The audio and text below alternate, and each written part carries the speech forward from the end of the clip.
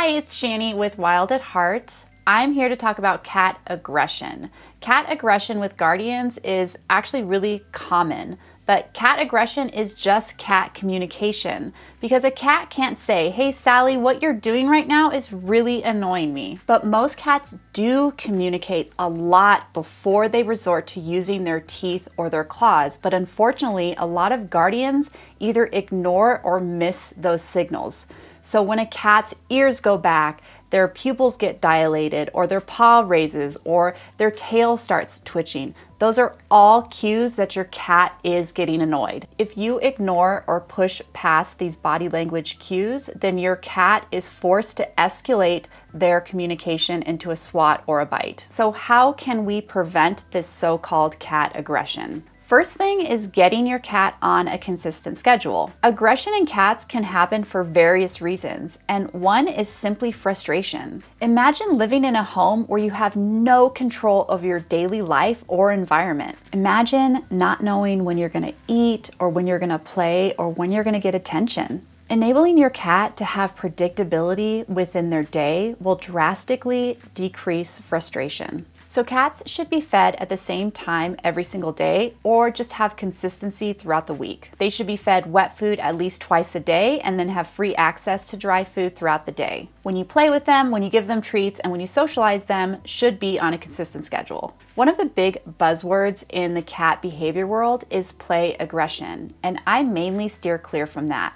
I think it should be labeled play desperation or play frustration because aggression has such a negative association. If you don't play with your cat enough, they're going to feel frustrated and they're going to use you as their toy or their prey. Cats are natural hunters and honestly, killers. It's so innate in them. Many cats are deprived of using their natural instincts for various reasons, so we absolutely need to replace that with play. Your best option for toys are wand toys that have something on the end of them, whether they're feathers or a plush toy. Remember to move the toys around as if they were prey.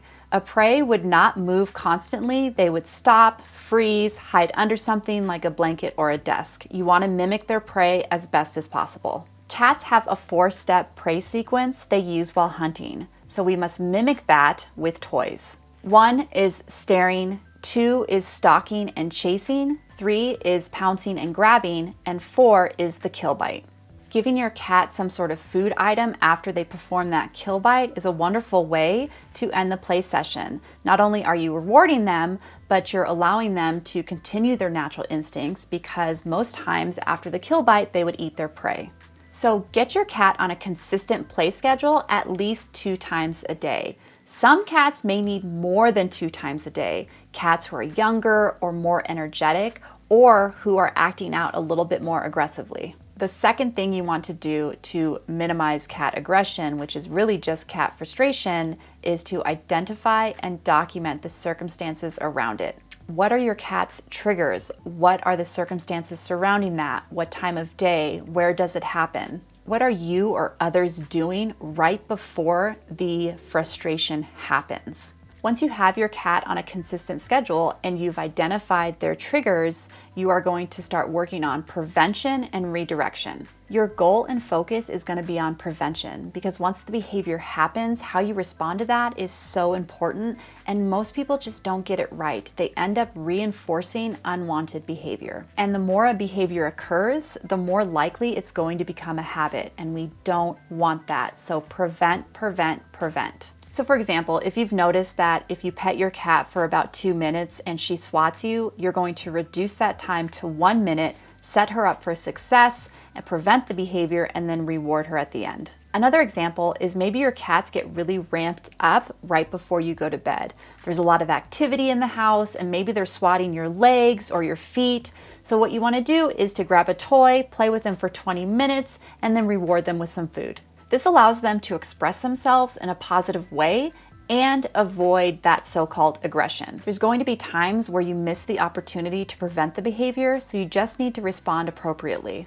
The best thing to do is to ignore the behavior, walk away, come back when they're calm, and engage them in play. A simple rule is you want to reward desired behavior and ignore undesired behavior. Don't reinforce the behavior and don't punish your cat. Punishment can be squirting your cat with water, yelling at them, pushing them away, or even hitting them. Ignoring is best because even punishment can be reinforcing to a cat, or even worse, the cat will be scared of you, run away from you, or even act out more aggressively towards you. Punishment simply isn't the solution. Remember, cats are wild at heart. Let's set them up for success and allow them to perform their natural instincts. This is Shani from Wild at Heart. Thank you so much for watching. Please like, share, and subscribe.